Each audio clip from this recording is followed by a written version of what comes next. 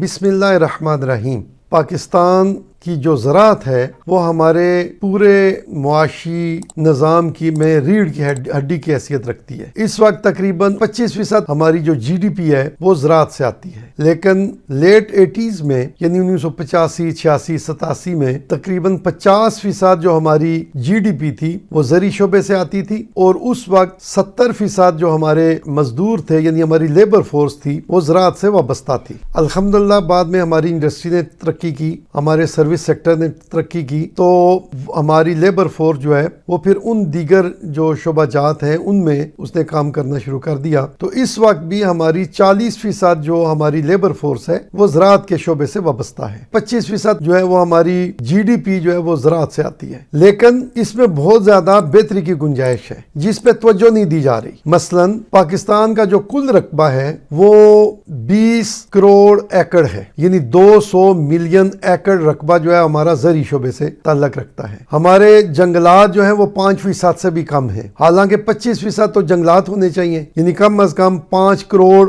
ایکڑ رقبہ جو ہے اس پہ جنگلات ہونے چاہیے۔ اور اسی طرح جو ہماری زراعت میں اس وقت جو زیر کاشت رقبہ ہے وہ 52 یعنی 52 ملین ایکڑ رقبہ جو ہے وہ زیر کاشت ہے، اور باقی جو ہے وہ تقریباً 14.8 ایکڑ یعنی 148 ملین ایکڑ رقبہ جو ہے وہ ہمارا اس وقت تک وہ زیر کاشت نہیں ہے، اور تقریباً 40 ملین ایکڑ رقبہ جو ہے ہمارا وہ سیم یا تھور کی وجہ سے ضائع شدہ ہے۔ تو ایسے ماحول میں ہمارے لیے بڑی آسانی ہے کہ ہم محنت کر کے اپنی زراعت کو بڑھاوا دے سکیں اور 2 فولڈ اسے کر لیں۔ دیکھیں جو سیم اور تھور والا علاقہ ہے وہ سارا وہ علاقہ ہے جو ہماری نہروں کے قریب ہے، اکثر اس میں سے وہ علاقہ ہے جو ہمارے نہری علاقوں کے قریب ہے۔ سیم اس لیے وہاں پہ آ گئی، نہریں تھیں، پانی زیادہ لگاتے رہے، وہاں پہ سیم پیدا ہو گئی۔ تو اگر وہاں پہ صرف سیم نالے بنا لیے جائیں تو ہماری وہ سارے رقبے جو ہیں وہ 1 سال میں قابل کاشت ہو جاتے ہیں، کوئی مشکل نہیں ہے۔ مشینری موجود ہے، مزدور ہمارے پاس موجود ہیں، سستی لیبر ہے، ہم نے صرف سیم نالے کھودنے ہیں تو وہ ہمارے سارے رقبے قابل کاشت ہو جاتے ہیں۔ اور وہ جو سیم نالوں میں جو پانی آئے گا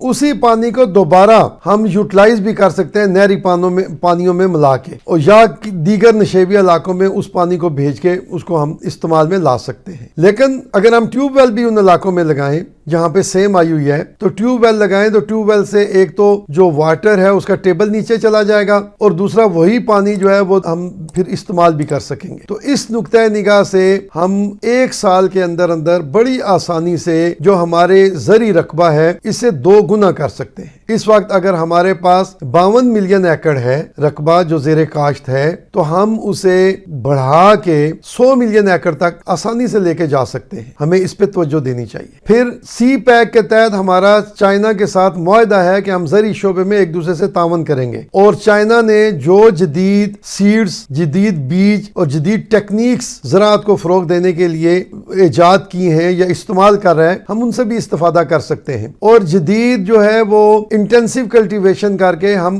جس طرح جاپان نے کیا ہے، ہمارے پاکستان میں بھی ہری پور میں اور ہزروں کے علاقے میں انٹینسیو کلٹیویشن ہوتی ہے، ایک زمین سے 3 اور 4 فصلیں لی جاتی ہیں 1 سال میں۔ ہم وہ ٹیکنیکس بھی استعمال کر کے تو اپنا جو پروڈیوس ہے اسے بڑھا سکتے ہیں۔ پھر ہم اپنے جو کیٹلز ہیں، کیٹلز فارمنگ وہ بھی وہاں پہ زیادہ کر سکتے ہیں، ڈیری فارمنگ کو بھی ہم ترقی دے سکتے ہیں۔ اس سے نہ صرف ہماری اپنی ضروریات پوری ہوں گی، ہم جو اربوں روپے خرچ کر کے ہر سال گندم یا باقی زرعی اجناس امپورٹ کرتے ہیں ہم وہ پیسے بچا سکتے ہیں۔ اس سے ہمارا ٹریڈ بیلنس بھی اچھا ہو جائے گا، اور جو آئے روز کہتے ہیں کہ ڈیفالٹ کا خطرہ ہے، قرضے لو فلاں کرو، ان سے بھی ہم بچ سکتے ہیں۔ اور پھر جو ہمارے پاس ایکسٹرا گندم بچے گی، ہمارے پاس ایکسٹرا باقی زرعی اجناس بچیں گی، وہ ہم ایکسپورٹ کر سکتے ہیں۔ افغانستان میں بھی وہ ایکسپورٹ ہو سکتی ہیں، افغانستان میں بھی ان چیزوں کی ضرورت ہے، بعض کو انڈیا کو بھی ضرورت ہوتی ہے اور ہم کئی دفعہ ان کو چیزیں دیتے رہتے ہیں۔ اور چائنا جو ہے اس کی بہت بڑی منڈی ہے ایگریکلچر پروڈکٹس کی، چونکہ چائنا خود انڈسٹری پہ زیادہ توجہ دیتا ہے،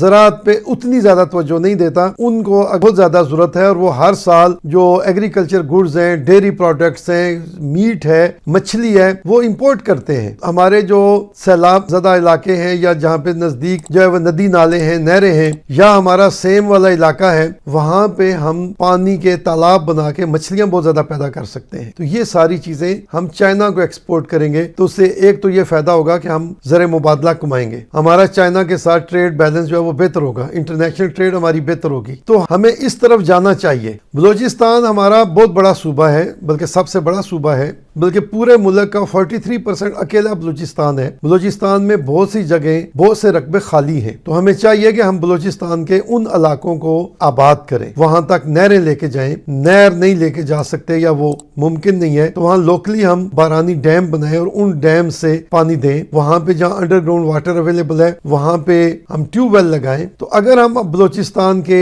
ان رقبوں کو بھی زیر کاشت لے آئیں تو ہماری مزید ایگریکلچر ہے اس کو ترقی مل سکتی ہے، اور دنیا میں فیوچر جو ہے وہ ایگریکلچر کا ہے۔